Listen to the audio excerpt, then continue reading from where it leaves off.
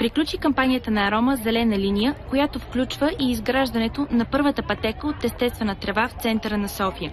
Заключителното събитие на инициативата бе зелен уъркшоп в Борисовата градина, ориентиран към най-малките. Децата имаха възможност да рисуват с безвредни бои и да вземат уроци по съдене на цветя и сглобяване на къщички за птици. Основната цел на тази кампания на Арома е да се подкрепи опазването на природата на България, а зелените политики са сред водещите ангажименти на компанията. През 2009 година Арома създава козметичната серия с 95% натурален произход Green Wine. 5% от себестойността на всеки продукт от нея се използва за осиновяване на български естествени гори. Чрез тази инициатива за по-малко от 3 години Арома успя да събере достатъчно средства във фонда Green България и да осинови 52 декара естествена гора в Габровския Балкан за срок от 25 години. Чрез осиновяването на гората Арома поема ангажимента разнообразието от растителни и животински видове в нея да бъде запазено.